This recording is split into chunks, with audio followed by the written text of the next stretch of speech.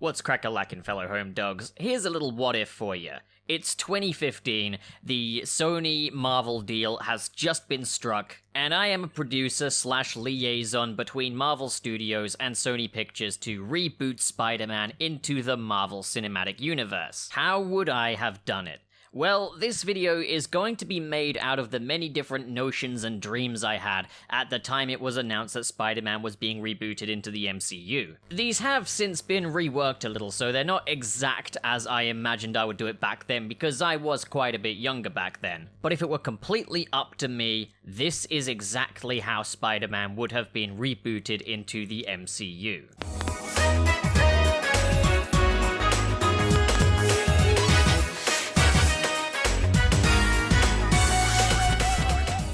Now, before we go ahead, please keep in mind, this is not a critique of the Marvel Cinematic Universe Spider-Man. I'm not trying to say that my idea is better, this is just an alternative idea. Because if I'm being honest, I imagine Spider-Man in a lot of different ways, and to be completely fair, the MCU Spider-Man lines up almost exactly with one of the little Spidey dreams I had when I was younger. I absolutely love the current take on the character, so this video is just an alternate take. And as I say, while this is made up of the little Spidey dreams and notions I had at the time that the Spider-Man reboot was going ahead, I have kind of restructured their timeline a little bit to fit into the Marvel Cinematic Universe. So Spidey's adventures would begin, like in the real deal, at Captain America Civil War. But this time when Tony Stark goes to recruit Peter Parker, it isn't as simple. We would begin our chapter of Spidey's story at a science museum. The camera would pan in different scientists working in different labs doing revolutionary things, before it stops at the gift shop where Peter Parker is working in the back office as the manager. In this version, Peter Parker is in his early to mid-20s, around the 25 mark. He's approached by Tony Stark incognito, who subtly reveals himself as Tony Stark to Peter Parker, and he's taken into the back office to have a chat, where Tony Stark clarifies, "You were the Spider-Man," implying that there was a Spider-Man who was something of a New York urban legend,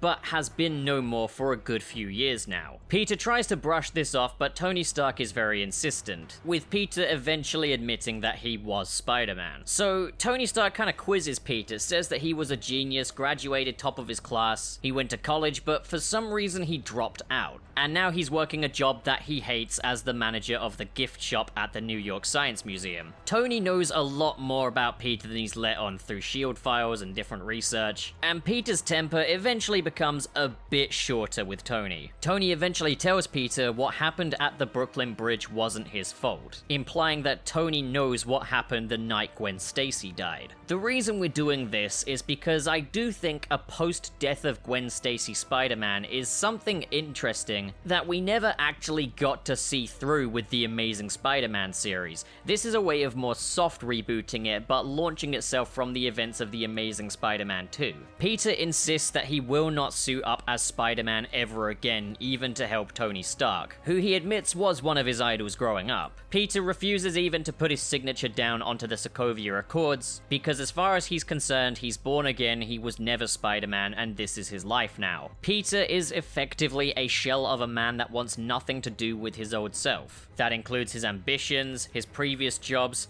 and being Spider-Man. Tony really tries to present this as an offer that it could lead to him joining the Avengers, that he could truly embrace his best self, put the death of Gwen Stacy behind him. When Peter declines, Tony says, "Maybe it's time Spider-Man saved you for a change, kid." Peter remains stubborn. He's turned away from Tony Stark, who can't see his face, only the back of his head. But we see his face though, and we can see that he's pensive, he's in thought. In this moment, he's beginning to evaluate everything he's gone through. Not just what happened to Gwen Stacy, but with Uncle Ben. This is entirely internal and would be told simply through Peter's facial expression. And thus, we wouldn't see Spider-Man during the airport fight. Instead, we would see Peter Parker at the very end of the film, whether it's an after credits or the final shot of the film. We'd get a shot of the Avengers Tower. The shot would pan up until it zooms in on a small figure on top of the tower. It zooms in some more. We see it's Peter Parker suited up as Spider-Man. He puts on the mask and dives into the New York skyline. And that's where this first chapter of the story ends. Tony's words have gotten through to Peter, and he's taking his first baby step, or leap of faith, back into being Spider-Man and into being truly alive. This would then bring us to our equivalent to Spider-Man Homecoming, the first MCU Spider-Man standalone film. The film would begin with a narration by Peter Parker talking a little bit about what he's been through. How when Spider-Man was at the absolute top of his game, it all came crashing down with the death of Gwen Stacy, and we'd get a retelling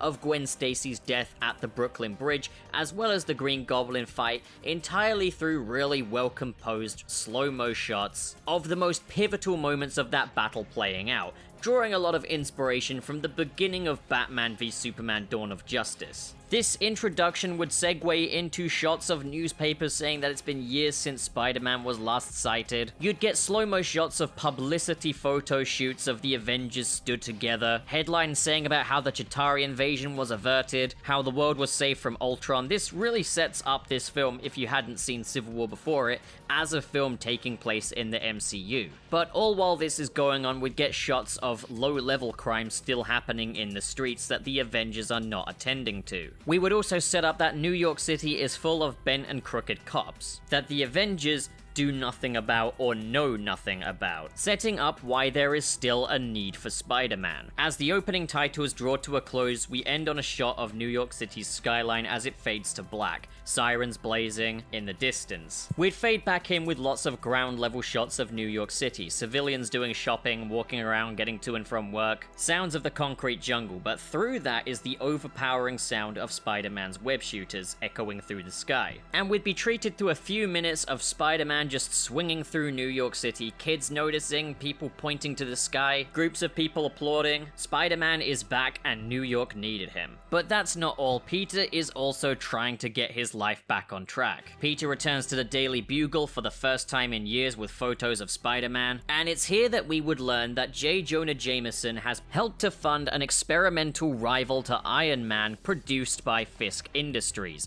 the Scorpion tech suit. However, the experiment goes wrong, and Mac Gargan is stuck in the Scorpion armor. When Mac Gargan naturally becomes panicked and afraid, security at Fisk Industries try to sedate him and cover up that any of this ever happened, with their plan being to restrain him, deactivate his costume as much as they can, and send him to the raft. But Scorpion breaks free and sets out into New York City, desperate to find help. But pretty much the first thing that happens once he gets out of the Fisk Industries building is he gets hit by a police car, causing Scorpion to lash out and head on the run. He manages to lay low for a bit in Hell's Kitchen, before deciding that his first target will be J. Jonah Jameson at the Daily Bugle. So we've established that the Scorpion is incredibly powerful and can pretty much overpower anyone. So Peter Parker, having opened himself up a bit, gets to know Betty Brant at the Daily Bugle, and they have a bit of a will they, won't they kind of dynamic. There's definitely an attraction between the two of them, but Peter's a bit too nervous to acknowledge it, and Betty doesn't want to acknowledge it just yet. Not to mention, Peter's still at a bit of a crossroads as to whether or not it is right for him to move on and find new love.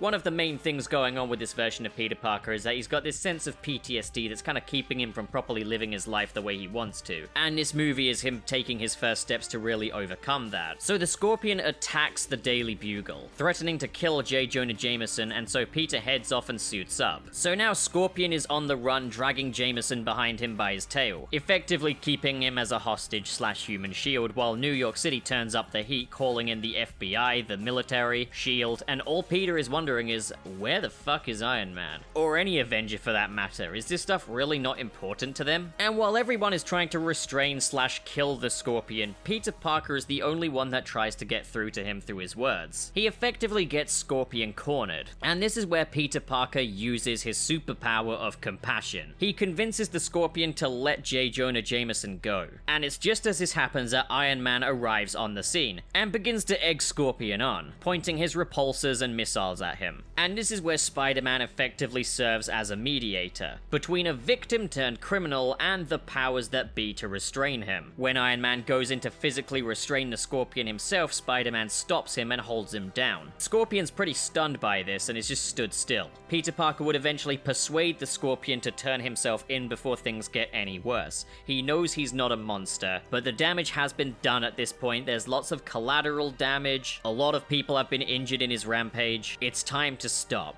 and Scorpion does so. He actually turns himself in. Spider-Man would then scold Iron Man about his lack of humanity in his approach to dealing with the Scorpion, and how he only attended when he felt like the danger was necessary for him to attend. At this point, Peter Parker would turn down the chance to become an Avenger and opt to be Spider-Man on his own terms, which Iron Man would respect. This wouldn't be the last that the two see of each other though. Peter still maintains a sense of respect for Iron Man even if he is critical of him, and Spider-Man and Iron Man would team up at the beginning of Avengers Infinity War, and from there it plays out all a bit differently, but overall the same thing. Spider-Man's world would get a bit of a shake-up when Tony Stark dies. Mysterio would capitalize on that, convincing Peter to reveal his secret identity to him before betraying him. But there you go, that's just my idea for how I would introduce Spider-Man into the MCU. Again, this isn't a critique of the real deal. I love the real deal. This is just an alternative idea for the sake of keeping the brain moving, and hopefully your entertainment.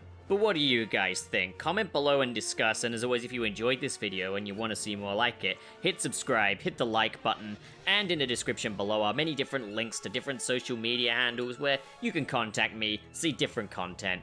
As well as that, there's a link to the Patreon, as well as the join button for if you're feeling extra supportive and extra generous, and I would be grateful as hell, but of course you don't have to do that. Either way, thank you so much for watching guys, and have a great day.